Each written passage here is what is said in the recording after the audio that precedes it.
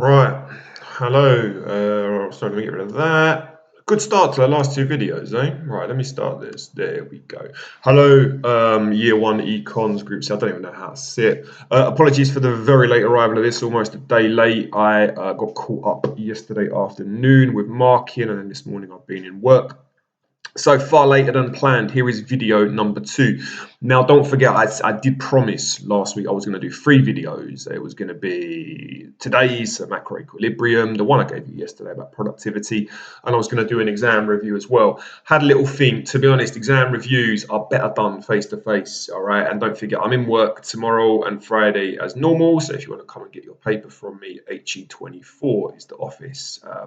Do feel free to come and pick it up. But if you do, and 2 of you already have, grab your paper early. Can you make sure, please, that you bring it back next Wednesday, the 25th? And I'll give you mark schemes and we'll talk through it. All right. I've put that in writing anyway on the stream on Classroom. So, yep, hopefully you all know what's what. All right. Now, teacher training day. You shouldn't really be doing anything today, but obviously you should be doing something today because it's kind of a day off for you, isn't it? But, you know, this is A-level. There's no days off. Then you go to university and there's no days off, and then no days off, and then you get to retire, and then you have some days off.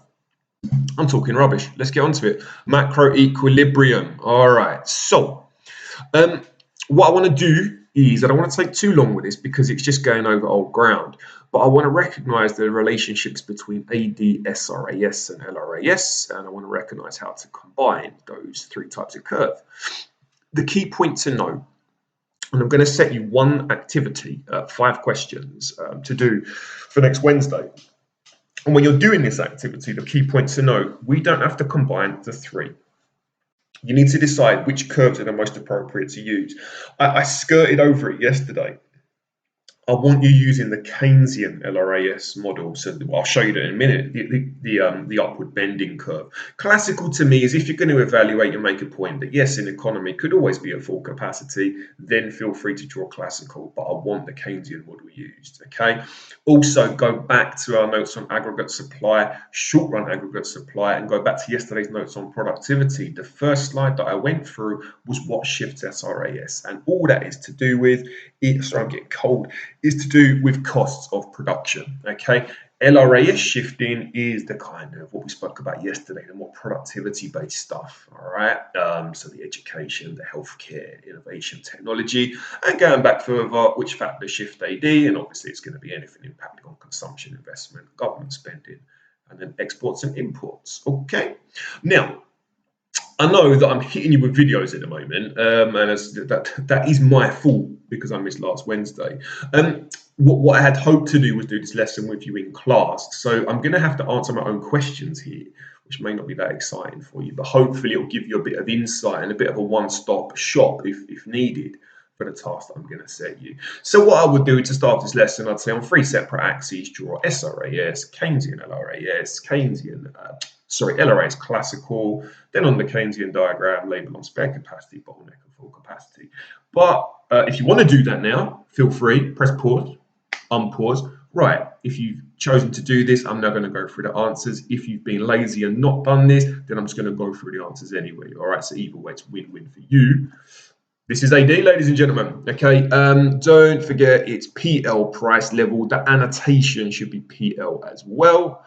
Y standing for income. And I always put here RNO. They've put national income. They can put real GDP, whatever you want to put really. RNO is the one that I've always gone with. This is SRAS, so they've put GPL here, as we've mentioned before, but PL is absolutely fine. RNO, they've put real GDP, and then AS is your upward sloping curve, and simply shifting outwards, downwards, shifting upwards, inwards, whatever you want to call it, okay, but SRAS looks like that.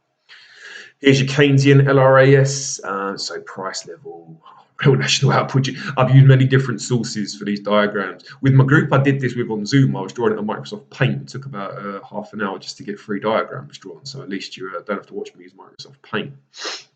This is from Economist. Okay, so the horizontal line is your spare capacity within the economy. So we can increase levels of output by getting unemployed resources working, and this will have no impact on price levels at all. Okay, so firms can keep their costs down, they can get unemployed resources in, and there we go. The upward bend is the bottleneck. That's when capacity is running out. And then the third section, the vertical section, is when we do have that full capacity. So Keynesian LRAS acknowledging that an economy can be at full employment. Don't forget, if you want to shift Keynesian LRAS outwards, you shift from the bottleneck. You cannot shift spare capacity. You shift when the capacity is running out. And similarly, one thing I didn't mention is that obviously you can shift Keynesian LRAS inwards. All you would do is just draw kind of a new bottleneck and a new vertical on. Okay, there we go. And there's your classical LRAS. Another one from ibeconomist.com, PLRNO. Vertical curve, LRAS, and simply speaking, whatever the price level, we can produce no more because every single resource in the economy is being used. If we want to shift outwards, we push it to the right. If we want to shift it inwards, we push it to the left.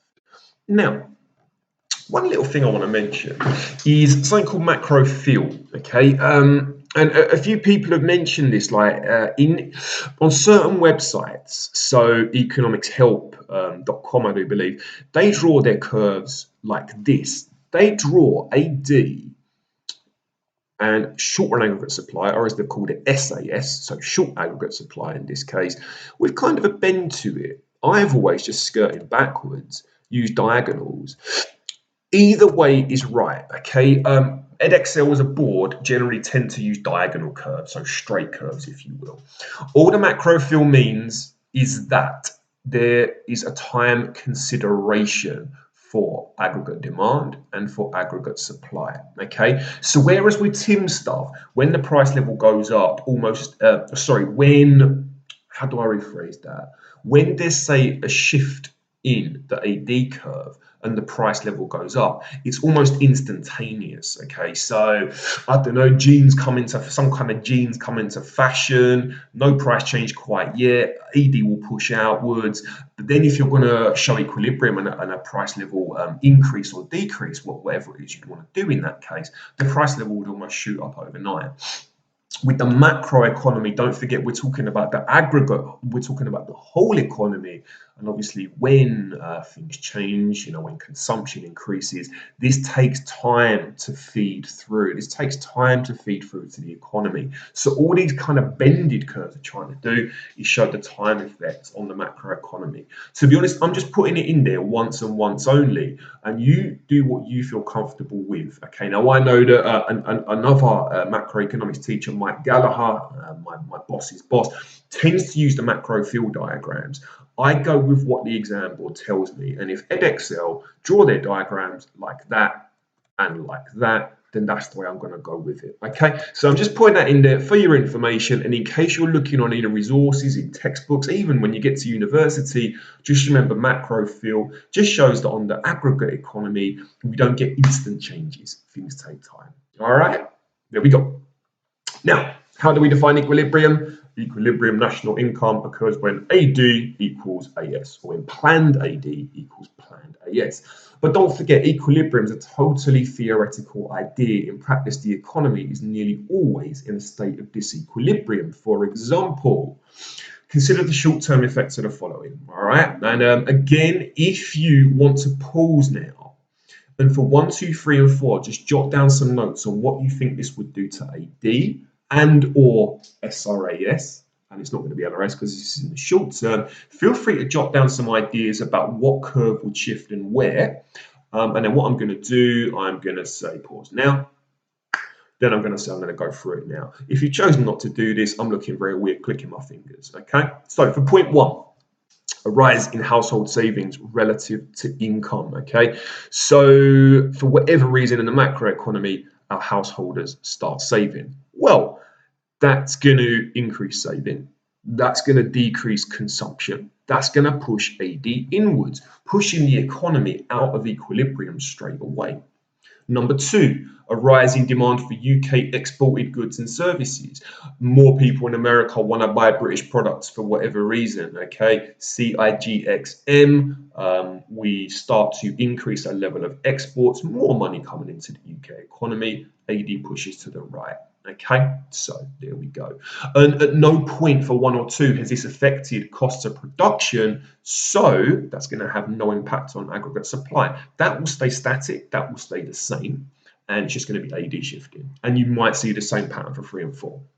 A rise in the sterling exchange rate against the euro, rise in the value of the pound, spiced, strong pound, imports cheaper, exports dearer, less exports leaving the country, us Brits are buying more imports, less money coming into the country through exports, more money leaving the country through us importing. Obviously, our money goes to a different country. AD shifts to the left, AD inwards, okay? And a fall in business confidence. Well, if businesses are not confident, certainly not at the moment with coronavirus, investment will drop, okay? CIGXM, investment goes down, AD shifts to the left. All right, so those are just 4 simple examples of things that push the economy out of equilibrium, and all of those are impacting AD. None of those have an aggregate supply impact because they're nothing to do with cost of production. All right, so this is simple equilibrium on the macro level. I'm just going to flag it up once again. PL, that should be Y. RNO. They've put in E for equilibrium, small e meaning equilibrium. You've got a few options here. You can go PE, small e. You could just go PL, small e, Y, small e. You could have it as PL and Y, meaning it's the first price level and income, or you could do PL1, Y1. Okay, totally up to you. You're not going to lose any marks for putting E, nothing, or 1. AD downward sloping, SRAS upward sloping, and where the 2 curves intersect, that is your equilibrium. So when in equilibrium, there will be no real change to price level or real national output. Now, something we don't do too much of in aggregate economics, in macroeconomics, is the idea of movements along the curve, okay? But it can happen. So let me just take you through this very quickly. At this point here, so if the price level is higher, excess supply will result. There's an incentive to reduce production. Basically, the whole economy is producing too much, okay? So what they will do will reduce our levels of production and will bring the economy back into some kind of short-term equilibrium, okay? If the price level that's set is below the equilibrium point, there's going to be excess demand, okay? Basically, we're not producing enough to meet the aggregate, the total demand in the economy. And there's an incentive for firms to increase their levels of production up the supply curve back to equilibrium, and obviously at the same time they can raise their price as well because they know that the demand, the aggregate demand, is there. And you see how easy, even as someone who's taught this for nearly 20 years, to slip into that little habit of saying demand. No, this has got to be aggregate demand, okay? So I should be shouting at myself then. Okay, in terms of equilibrium, then this is when we have SRAS doing nothing and then AD. Okay, so PL1 and Y1 is our initial equilibrium. Consumption goes up, the economy goes nuts, people all getting pay increases, we're all going to go out and spend it. Simply speaking, we shift from AD1 to AD3. That means that we've got increased levels of real national output, there's more money washing around the economy. But firms are going to have to increase their prices because they're not stupid and they know that the demand is there. Also, don't forget, we're not shifting SRAS, that the economy is not supplying any more. So what we've got going on here is a bit of inflation. Like the firms can't supply any more, but simply they're just going to boost their price levels. Okay, going back to AD1 then, imagine that the economy starts saving, all right? Rates of interest start going upwards, maybe to 0.5 or 1%, fictitiously speaking, and we start saving. Consumption decreases, Boom, we go down to AD2. Less real national output, there's less money washing around the economy, we're chucking our money into the banks, all that kind of good stuff. And firms recognize that people are spending less of their incomes at the aggregate level, so they would also decrease their prices to try and stimulate the economy and get us spending again. Okay. This one here is when we've got no movement of AD, we've got a static AD curve, and we start with an equilibrium at PL1, Y1, SRAS1. So imagine, if you will, that there's a decrease in cost of production. I don't know, our economy sources cheaper cotton from Bangladesh. That means that almost every single fashion producer can produce at a kind of cheaper basis. So we go from SRAS1 to SRAS3. And what that will do, if you look, green line, green dot to green dot, that will bring up real national output because there's now more being supplied at any given price. And the price level can also come down because don't forget, if costs of production fall, then the price to the public can fall and firms can still protect their profit margins. Okay. Let's go back to this fictitious example where at SRAS1, the global price of cotton skyrockets upwards, so the cost of production for British fashion firms will increase. So we go from SRAS1 to SRAS2. Less aggregate supply, so real national output will be decreasing. And because costs of production have gone up, our price level is going to inflate as well, because firms that are still producing fashion need to keep some kind of profit margin going. They'll have to increase their price. And don't forget that to work out profit, it is the price that the public pay.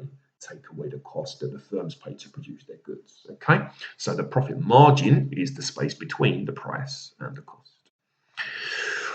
All right, now, classical LRAS increase, no change in AD, higher output at lower prices. I know I said that we don't want to be using classical LRAS, but I thought this was quite a useful example to use, okay? So what we're seeing here, the initial equilibrium and the economies at full capacity is at price level 1, and then we go downwards to real national output Y1, okay? For whatever reason, I don't know, in the long run, we have invested loads of money into education, and then the economy's grown in skills, people have got degrees, even though we kind of contradicted that in yesterday's lesson on productivity. But we've all got degrees now, we've got better jobs, etc., etc. There's more resources, the resources are of a higher quality within the economy. So the economy grows, the LRAS goes boom, boom, boom, boom, boom. We've got more resources in the economy to LRAS2. And if you look at that, we now have a new real national output of Y2 in the long term and a decreased price level. If I was teaching this lesson face to face, I'd ask you why, and I'd say that the economy's become more productive. There is more efficiency within the economy. Now, this is going to be difficult to do, and I don't quite know how I can do it. Therefore, I'm not going to do it. But what would happen to equilibrium if AD shifts outwards, but LRAS cannot meet this shift? Okay, so let's imagine that we go back to LRAS1, and there's AD, all right? If we are going to draw a second LRAS curve, this is where we might need Microsoft Paint, ladies and gentlemen. Are you ready for this? Okay, let me show you. Right, here we go. Ignore everything that's on here. Let's go to Microsoft Paint. You're going to have to bear with me for a minute. Paint 3D. Here we go. New. Come on. Come on. There we go. All right. Kaboom. Kaboom. Brilliant. Nice freehand drawing. There's LRAS1. I'm not going to label this up. Just think about the slide I was just showing you. And what it's showing is, wow, there is. I could actually use some kind of lines, couldn't I? But I think I'll keep this more freehand. It adds to the comedy feel of what I'm trying to do. So there's AD1. All right, equilibrium. We've got, there's our first price level. And there's our first level of real national output. Okay, so the economy keeps growing. People keep on spending. Kaboom, we go to AD2. These should obviously be straight lines. These are not macro fill. I'm on green. Notice AD keeps going up. We cannot increase real national output because every single item, every single resource, every single person, every single machine is in use. But if AD keeps growing, we would just see inflation because firms are just going to increase their prices. Okay, and let me do one more. We're going to have a small cut here. There we go. AD3, and then we'll go green again. Real national output cannot grow. We've run out of resources. All that's going to happen is people keep on demanding. Firms are just going to pitch up their prices, okay? And we could go on, we could go on, we could go on. Simple as that. There we go. So what would happen to equilibrium if AD shifts outwards, but LRAS cannot expand to meet this shift? That is a creator of inflation. It is as simple as that. We can't produce any more with what we've got, so we just inflate the economy. All right, now Keynesian LRAS and the link to AD. I'm going to ignore the bit on the left about the elasticity. We can come on to that as we go throughout the year. I'm going to keep things simple. So here's what we've got. Sorry, the other thing to ignore as well, they've done an SRAS curve like that, then they've hooked on an LRAS, okay? I don't quite know why they're doing this. This blue line down onto the pink line or orange or whatever it is Keynesian LRAS. You can ignore this bit here. Okay, you can ignore that vertical line downwards. But what we're saying here is this. If we have spare capacity in the economy and consumption goes up or investment goes up or government spending goes up, pushing AD outwards, we're going to shift from AD1 to AD2. We're going to have quite a large increase in real national output, aren't we? But notice the change in price level, PL1 to PL2. That's a very small change in the level of price because all we're doing, the economy is meeting this new level of aggregate demand by getting unemployed resources working, okay? And it says it there, by unemployed, economically inactive or unemployed people joining the labour force, or workers undertaking shift and overtime work or getting machines working or whatever.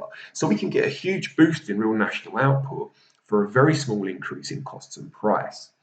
As we get towards the bottleneck though, the increases in real national output are going to be decreasing because we're running out of resources, and the increases in price are going to be increasing because we're going to see inflation. There's too much demand. The economy is basically overheating and blowing up. And then as we get to the vertical, if we have AD on the vertical, then we go back to the classical idea that we're just going to have simple inflation and there can be no increase in real national output because the economy is pretty much maxed out, okay? We've gone as far as we can. Obviously, if LRAS then shifts to the right, we kind of reset the diagram, okay? We've got more resources coming in, so we can go from there. Okay, hopefully that makes sense. Hopefully that makes sense. As I said, I know these are videos, but there's nothing wrong with you emailing me for clarifications or messaging me on Classroom. Let me show you the last slide. I put it in there for the sheer indulgence of doing so. Back in the day, when I was looking at economics at university, we used to get stuff like this, and they used to have double shifts of everything.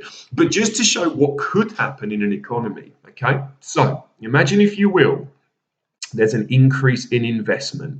All right, so firms are going to start increasing their investment. Number one, we're going to shift from AD1 to AD2 because firms need to spend money in order to invest, okay? Firms needing more resources to invest, and then people want to buy the increased output, so investment and consumption will push. SRAS is going to go from SRAS 1 to SRAS 2 because increased investment is going to cheapen the cost of production. Things become more productive, things become more efficient, okay? So we can produce at a lower cost. And then LRAS in the long term can go from 1 to 2 because if investment has got kind of a quickish impact, 1 to 2 years, maybe 1 to 3 years, whatever, we get more resources into the economy because of more efficient production. So quite how you would show your equilibrium point here, I don't know. You've got a choice of A, B, C, D, E, or F. Who knows? I'm not even going to worry about it. You won't get anything like this anymore unless in the next task you go really wrong, okay? So that is that, ladies and gents. Now, I'm going to enclose this very modern looking worksheet. So modern, in fact, I used to use this resource. It was a photocopy of a screen print that I did when I was teaching in 2005. So this is about 15 years old now, but it shows how good it is. What you've got is 2 pages. You've got at the bottom 1 bullet point, and then on page 2 you've got another, I don't know how many bullet points, but another 14, okay? And all you need to do is for each scenario, for each thing that's going on, I want you to draw me a diagram showing equilibrium of the thing that you're being told. Now, this worksheet is old. Economics has come a long way. Economics education has come a long way. So I'm going to go through the worked example, but I'm just going to tell you there's a few, they're not errors, but it's a bit strange, okay? So the first scenario, example, a significant increase in world oil prices. Now look at this diagram. They've not put price level, they've put inflation. They're not using PL1, PL2, they're putting in actual percentages. You don't need to do that, you don't need to do that, you don't need to do that. All I need is price level, PL1, PL2, okay? They've used macro fill diagrams, and the macro fill is appropriate if that's what you want to do, okay? But there we go. Now, an increase in world oil prices. Oil is as we said in yesterday's video, a cost of production. I know, simply speaking, that that's going to shift short-run aggregate supply inwards, okay? So what they've done, the initial equilibrium is Y1, and they've put 2%, that should be PL1, because short-run aggregate supply moves inwards. The new equilibrium is at Y2, and it's going to be PL2, they've put 3%. Is this going to have any impact on AD, the growth in world oil prices? If you shift AD inwards and you argue that people are consuming less oil, you need to think about what oil is. When we go to the garage and buy oil for our car, that's a product, okay? You buy that in a can, in a whatever it is, and it will say oil for a car. Simple as that. When we talk about world oil prices, we're talking about barrels of crude oil, stuff that's just come out of the ground, okay? None of us as consumers go down the local garage and say, can I have a barrel of crude oil, please? Okay, so this question simply is a short-run aggregate supply in, AD going nowhere, all right? Okay, I'm going to take you through. Now, direct instruction. I will write this down. By next Wednesday, and that's the 25th, I do believe it is indeed, I want you to do the first 5. And what we'll do in class, we'll go through your assessment, we'll go through the first 5 together, and then for the evening lesson, if all goes to plan, I'm not going to teach anything really, you're going to do the next 11, and we'll go through it in 2 weeks' time. So let me just take you through these questions that I want you doing. Question number 1, government announces a large increase in spending on health and education. And I did this in my other class on Monday, and there was some quite intuitive, insightful questions. You've got 2 little criteria there, government spending on health and education, okay? My issue is this. If you were to draw AD going outwards to represent the increase in government spending, then you shifted LRAS outwards because this is education and we're upskilling the quality of the workforce. I think you're going to be wrong on that. Because if the government spend money on education today, all right, say that they invest 40 million quid into primary school education. My son is in reception, he's 4, he's nearly 5.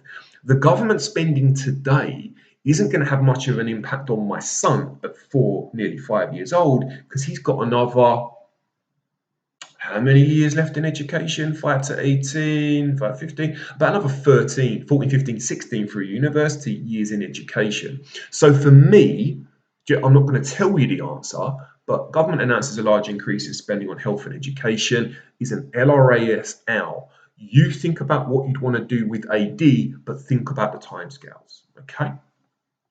But I still want the right annotations, P, L, R, N, O, and the Y's and all that. And don't forget that the equilibriums, you're simply connecting 1 to 1. So here is AD. The first equilibrium on this example is Y1, PL1 with aggregate supply curve 1. And the second one is Y2, PL2 with the second short-run aggregate supply curve, okay? So you don't need like a million annotations, just go 1 to 1, 1 to 2. All right, page 2. Chancellor announces tax exemption scheme on new investments for small to medium-sized businesses. This simply means that if you invest as a business, as a firm, you pay no tax. All right, CIGXM. Think about it. Think about what you'd want to shift.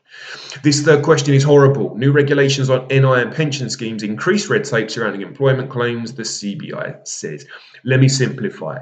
Anything that increases red tape means that firms get to keep their cash for longer. It's a cost reducer, okay? I'm not even going to give you the example of this. We can talk through it face to face. But an increase in red tape decreases costs of production. It decreases costs of dealing with your workers. Think about it. Question 4, average wage rises way above inflation for the third month running. Average wage rises way above inflation. Wages. Exchange rate appreciation knocks export hopes for manufacturing. CIGXM, SPICED. I'm going to say nothing more. I've tried to be as cryptic as I can. So if we can do 1 bullet point, 2 bullet points, 3 bullet points, 4 bullet points, 5 bullet points, do them on paper. And the key thing is, as well as if you've come to get your assessment paper, you bring it back on the 25th. I want you to bring back these diagrams done as well. You don't need to send them to me on Classroom. I'm not going to upload this as an assessment. I'm going to upload this as a resource. So this is your resource. You need to just draw on paper the 5 shifts, okay? And then, the 5 diagrams. And then we'll go through this, and then we'll go on to the rest. All right, ladies and gents. Well, listen, I'm going to apologize for the final time. Apologies for kind of the late video and having to do 2 videos and the lack of face-to-face time we've had recently. I am alive and well and kicking, so I will be back as usual next week for our Wednesday lessons. But for the final time, please do not forget, if you want to grab your assessments off me, HE24 tomorrow or Friday. All right, have a good afternoon, people. You know what you need to do. 5 bullet points, off you go. Goodbye.